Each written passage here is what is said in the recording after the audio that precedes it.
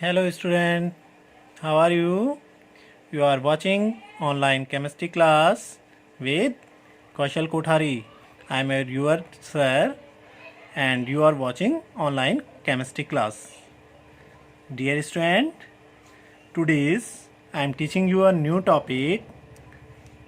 The chapter and unit is solution and new topic is molarity and some concentration method. तो let's start. तो dear student, बेटा जैसे कि हमने इससे पहले वाले वीडियो से हमारी यूनिट जो चल रही है सॉल्यूशन, ठीक है, यूनिट सेकंड हमारी इनऑर्गेनिक केमिस्ट्री में सॉल्यूशन चैप्टर चल रहा है, ठीक है। और हमारी मोलरिटी कॉन्सेंट्रेशन मेथड थे। कॉन्सेंट्रेशन मेथड में हमने मोलरिटी इक्वेशन तक, मोलरिटी तक, कॉन्सेंट्रेशन मेथड है मोलरिटी, मोलरता तक कंप्लीट किया था।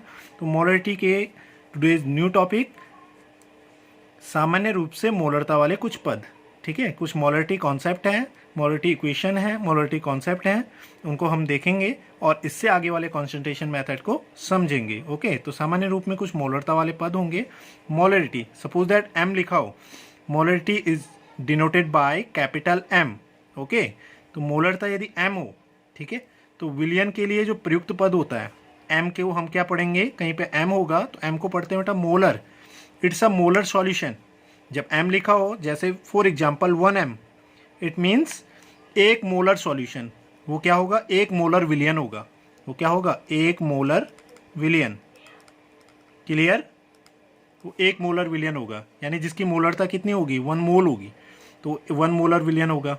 द कंपोजिशन क्या होगा, उसका संगठन क्या होगा कि 1 मोल प्रति लीटर। इट मीन्स 1 लीटर में विलेय के कितने, 1 मोल प्रेजेंट होंगे, ठीक है, यानी विलेय के मोलों की संख्या 1 मोल है और सॉल्यूशन कितना बेटा, 1 लीटर है। ओके, इसी तरीके से यदि अगर m/10 दिया गया हो, m/10 मीन्स डेसीमोलर, इसको कहते हैं डेसीमोलर।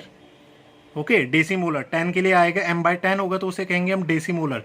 इट मीन्स m/10 का मीनिंग उसका कंपोजिशन 1/10, 1/10 मोल होंगे पर लीटर में। ओके, 1/10 मोल पर लीटर, ठीक है, 1/10 मोल लीटर इनवर्स भी हम कह सकते हैं। इसी तरीके से m/100, m/100 मीन्स सेंटीमोलर, 100 को कहते हैं सेंटीमोलर, ठीक है, सेंटीमोलर, एंड इसका कंपोजिशन बेटा 1/100, 1/100 मोल पर लीटर होगा।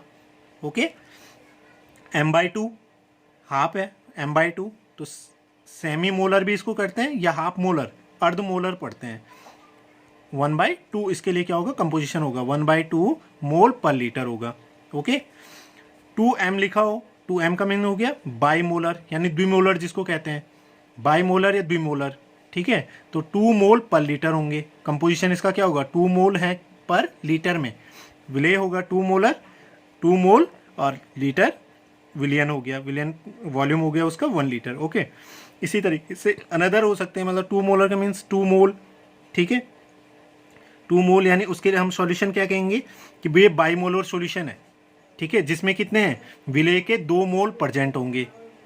ओके, 3m अगर आगे आगे आ गया, ये ट्राईमोलर होगा, ठीक है, टेट्रामोलर, ठीक है, m/2 की जगह m/3,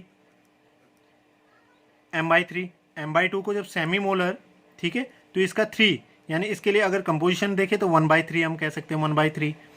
तो ये कुछ पद थे उसके जो बेसिकली यूज़ किए जाते हैं, M molar, decimolar, centimolar, semimolar, bimolar. Okay, तो ये मोलर वाले पद क्वेश्चन में कंप्लीट हो गए हैं। द नेक्स्ट इज मोलर में मोलरिटी इक्वेशन।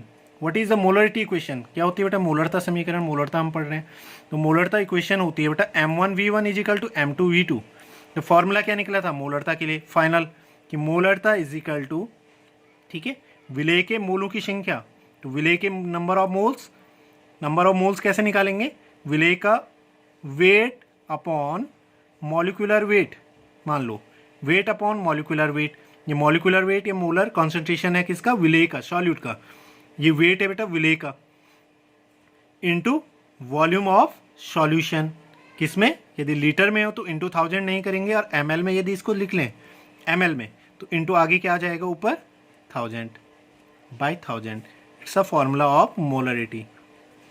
क्लियर हो गया, विलेय के मोलों की संख्या विलेय का भार बटे अणुभार 1000 हो गया पर लीटर के लिए, वॉल्यूम क्योंकि ml में लिया है, लीटर में लेंगे तो 1000 नहीं आएगा, सिंपल सा है। तो मोलरिटी इक्वेशन होती है m1v1 इजिकल टू m2v2।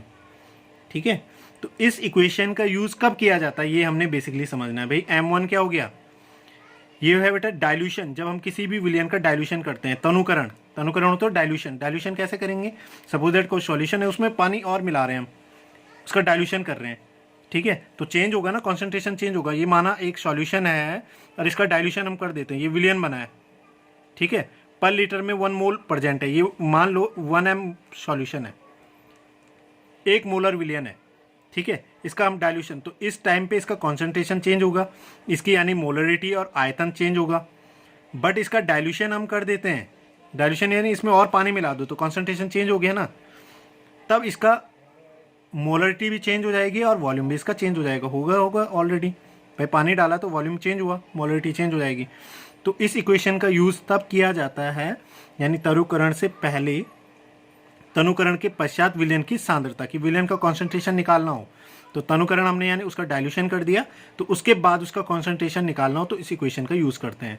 तो m1v1 इजिकल टू m2v2, यानी m1v1 ये डाइल्यूशन से पहले विलयन की क्या है, मोलरता और उसका आयतन है, और m2v2 क्या है, ये विलयन के तनुकरण के बाद यानी डाइल्यूशन के बाद उसकी मोलरिटी और क्या है, वॉल्यूम है।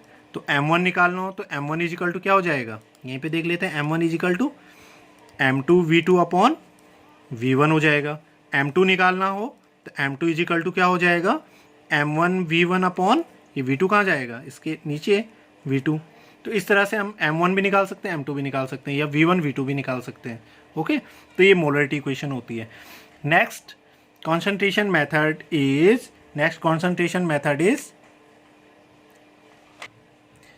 The next method is normality. नॉर्मलता क्या होती है, कैपिटल N से डिनोटेड की जाती है। ठीक है, तो बेटा जिस तरह से हमने मोलरिटी पढ़ी थी उसी तरह से नॉर्मलिटी भी है, थोड़ा सा चेंजेज हम कह सकते हैं। तो व्हाट इज नॉर्मलिटी, बेटा विलियन दिया गया है कि किसी विलियन के कितने 1 litre, the solution is 1 litre, विलियन कितना है 1 लीटर, तो किसी विलियन के 1 लीटर, या हम इसे क्या कह सकते हैं बेटा 1000 ml यानी 1000 ml में उपस्थित, ठीक है, किसके, विलेय के ग्राम तुल्यांकों की संख्या, ग्राम तुल्यांकों की संख्या,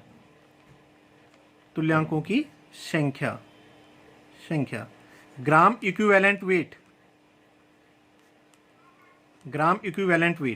ये ग्राम इक्विवेलेंट वेट, किसी विलियन दिया गया बेटा 1 लीटर और उसको हम 1000 भी बोल सकते हैं, उसमें उपस्थित विलेय के ग्राम तुल्यांकों की संख्या। मोलरिटी में हम क्या कहते हैं, विलेय के मोलों की संख्या, नंबर ऑफ मोल्स या नंबर ऑफ मॉलिक्यूल्स। ठीक है, विलेय के मोलों की संख्या या विलेय के मोलों की संख्या या ग्राम अणुओं की संख्या को मोलरता कहते हैं। यहाँ बोलेंगे हम विलेय के तुल्यांकों की संख्या, ग्राम इक्विवेलेंट वेट, उस विलियन की क्या कहलाएगी बेटा, नॉर्मलिटी कहलाती है। ठीक है, इस इक्विवेलेंट वेट को बेटा तुल्यांकों की संख्या को अलग अलग डिनोट करते हैं। ठीक है, अलग अलग निकालते हैं, अलग अलग पोर्शन से, या एसिड के लिए अलग निकालेंगे, बेस के लिए अलग निकालते हैं, प्लस अनदर जैसे एलिमेंट के लिए अलग निकालते हैं, तत्वों के लिए अलग निकालेंगे, यौगिक के लिए अलग निकालते हैं, सबका फॉर्मूले अलग अलग होते हैं। ठीक है, बट इसमें फॉर्मूला इस तरह से ही बनेगा। क्लियर हो गया, ग्राम तुल्यांकों की संख्या या ग्राम तुल्यांकों की ग्राम में संख्या क्या कहलाती है, विलियन की नॉर्मलता कहलाती है। तो व्हाट इज फॉर्मूला, इसे एन से डिनोट करेंगे तो फॉर्मूला क्या बनेगा, नॉर्मलता इजिकल टू क्या होगा, विलेय के तुल्यांकों की संख्या, मैं शॉर्ट में लिख रहा हूँ बेटा, आई होप आप समझ रहे होंगे, किसमें होगा, ग्राम में, ओके, बाय विलियन का आयतन। ओके, क्या आ जाएगा, विलियन का आयतन किसमें, लीटर में। जब लीटर में होगा बेटा चेंज तो इनटू कुछ नहीं करना है लीटर में, आप आयतन को चेंज कर दो, litre convert into ml, millilitre, तो ऊपर सेमेज आ जाएगा, विलेय के तुल्यांकों की संख्या, विलेय के तुल्यांकों की संख्या बाय नीचे क्या हो जाएगा, विलियन का आयतन किसमें आएगा, आयतन किसमें, ml में, तो इनटू क्या होगा इसमें 1000, ओके 1000 हो जाएगा। अब विलेय के तुल्यांकों की संख्या भी हम जान लेते हैं, व्हाट इज इक्विवेलेंट वेट। ठीक है, इक्विवेलेंट वेट निकालना, जैसे विलेय के मूलों की संख्या निकालते हैं। विलेय के मूलों की संख्या n इज इक्वल टू विलेय का भार बाय अणुभार, वेट अपॉन मॉलिक्यूलर वेट। तो सेम एज विलेय के तुल्यांकों की संख्या भी निकाल सकते हैं। तो विलेय के तुल्यांकों की संख्या n इज इक्वल टू, ये इक्विवेलेंट वेट मान लो आप, इक्विवेलेंट वेट है। विलेय के तुल्यांकों की संख्या बराबर क्या होगा, वेट अपॉन, ठीक है, इक्विवेलेंट वेट। ठीक है, यहाँ ग्राम इक्विवेलेंट थे, यहाँ इक्विवेलेंट वेट, यानी भार बटे तुल्यांकी भार। ये आपका क्या हो गया, तुल्यांकी भार है, तुल्यांकी भार, भार बटे तुल्यांकी भार। क्लियर हो गया, भार बटे तुल्यांकी भार, बस ये चेंज है। ये तुल्यांकी भार भी अलग अलग निकालते हैं। ठीक है, इक्विवेलेंट वेट ये है।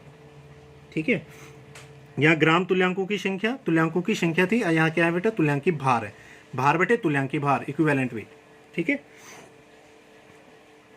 तुल्यांकी भार। तो अब जब हम विलेय की तुल्यांकों की संख्या ये जान गए हैं, तो विलेय के तुल्यांकों की संख्या रखेंगे तो क्या होगा, नॉर्मलिटी इज इक्वल टू विलेय के तुल्यांकों की संख्या, यानी विलेय का, से फॉर्मूला लिख देते हैं, विलेय का भार इंटू, या विलेय का भार बटे विलेय का तुल्यांकी भार, इंटू क्या हो जाएगा आगे 1000 बाय, इंटू क्या होगा वॉल्यूम, किसमें, ml में।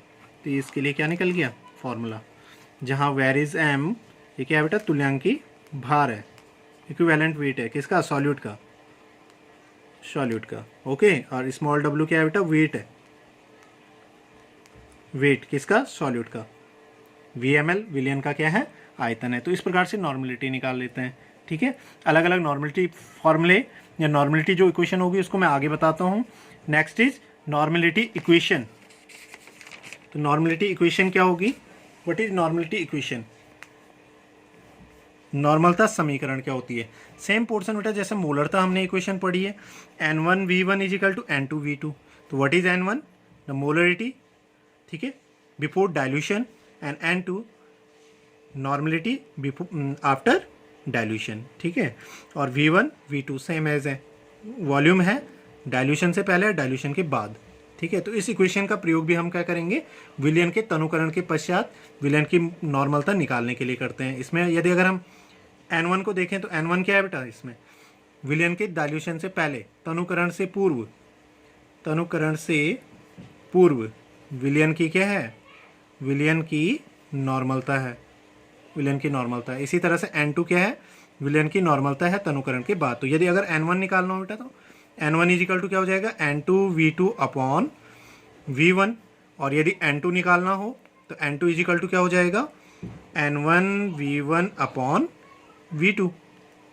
So clear, the second formula, the first formula. इस तरह से बेटा डाइल्यूशन से इक्वेशन को यूज किया जाता है, नॉर्मलिटी इक्वेशन को। ओके, अब कुछ नॉर्मलता से रिलेटेड बेटा फॉर्मूले मैं आपको आगे बताता हूँ, आगे इक्वेशन में हम देखेंगे। तो सम नॉर्मलिटी फॉर्मूलाज, कुछ नॉर्मलता सूत्र, ठीक है, कुछ नॉर्मलता सूत्र, यह तुल्यांकी भार कैसे निकालते हैं वो पोर्शन को हम देखेंगे। तो बेटा अब यहाँ तक आई होप आप समझ गए होंगे। ठीक है, मैं नेक्स्ट इन्हें अपलोड करूँगा नेक्स्ट वीडियो के माध्यम से। ओके, तो यहाँ तक आई होप आप अच्छे से समझना। ठीक है, वीडियो को आप शेयर, लाइक एंड सब्सक्राइब भी करोगे। और any doubts and if have any doubts and queries, so please comments it. Okay, thank you.